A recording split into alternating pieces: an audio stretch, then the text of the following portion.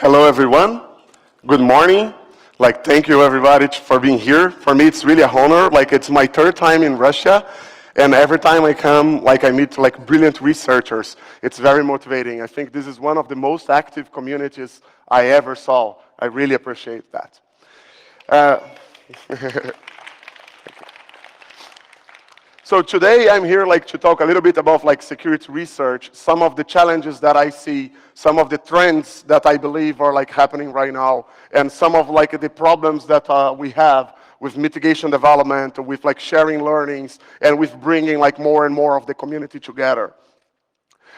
Just a quick disclaimer, even though I do work for Intel, I'm basically sharing my opinions and my ideas. Obviously, I try to bring those ideas also to the company, but that doesn't necessarily mean anybody on the company agrees with them. I do have some phrases that, in my opinion, really define what hacking is about. So one of them is I really believe hacking is still an art, and as an art, essentially we have poetic license. So I will make a lot of use of generalizations. I don't mean to offend anybody. If you feel that you were a victim of a generalization, know that I understand there are a lot of exceptions, but I still trying to talk about the mass and the whole community instead of specific cases. Also, I really believe that hacking is all about understanding. As more as you know about something, as more as you can modify that something, as more as you can explore that something, as more as you can use that something for other purpose. And that's what hacking is all about. So every time that I try to say, hey, we're going to hack something, it's basically, hey, how do we learn more about that something? How we expand the horizons on that field. The objective here is not really to try to teach anyone, right? I really believe many researchers in the audience are much more experienced than me, and probably would have a lot to teach me, and I really appreciate that exchange. I'm just basically trying to give some ways of rationalize about mitigations and mitigation development and some of the challenges we face in this field.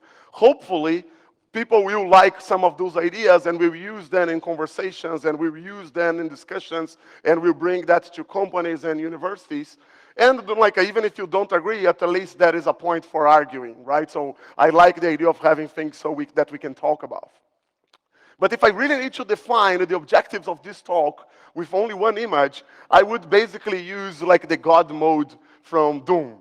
I don't know if anybody here is remember the game, but as someone who never been good at playing games, I always try to hack them and basically find other mechanisms that I could abuse so I could win, right? And the God mode is the perfect example of how researchers many times feels, right? Researchers are analyzing something, they write an exploit, they find a vulnerability, and they feel that they are invincible. Right? They feel that they are the best and the smartest asses in the world. And I am like that as well, okay? Every time that an exploit works, you have that thrill, right? That's what keeps us moving. Then when you start the next time, you know you will spend months trying to exploit something, but it's still, the thrill when you manage to do it is too big. We are addicted to do that, right? But this is also a problem, because many times when we're discussing our achievements, we fail to talk about the state of the art. We fail to talk about the improvements that exist in an area, all the other challenges that are coming, and all the other scenarios that maybe we did not need to consider for the specific case we were exploiting. So I think every researcher is a little bit of a victim of the God mode. At the same time, it's interesting because when researchers are developing mitigations, they actually have the opposite of the God mode. They really believe the attackers are idiots. Right? Because it's funny because their mitigations always work, they raise the bar, they create something that is impenetrable, somehow always have the advantages over everything else that was created in the world. And this is actually what is creating a huge disbalance, right? In one side, when we actually exploiting, we always go and we say that we can do whatever. But when we actually write in the mitigation, we always assume the attacker can't do that much and the attacker is actually stupid. No wonder why, again and again, the mitigations are failing. And then I like this sentence by Alberto that basically says that the amount of energy that is necessary to refute bullshit is really a magnitude bigger than to create it. Essentially, that means that there is a lot of noise. Every time you go to a conference, every time you are in a company, every time you are in a university, and there are discussions around mitigations, discussions around security, there's a lot of people giving a lot of opinions. And it's very hard to differentiate which opinions matter and are based in science and fact, and which opinions don't necessarily matter and are just like exaggerations. We'll try to offer in this talk a way for us to rationalize about that. Hopefully it will be easy and simple. I like to say that other people also agree with that. So for example, Halvard Flake in one of his talks in Oxford, he basically shared the mitigator, right? It raises the bar until no exploits can be seen. And basically, it shows the same feeling, right? Like people keep talking about raising the bar in security without giving any metrics of what really raising the bar means. How do you really evaluate that something is an improvement versus that something is just added complexity?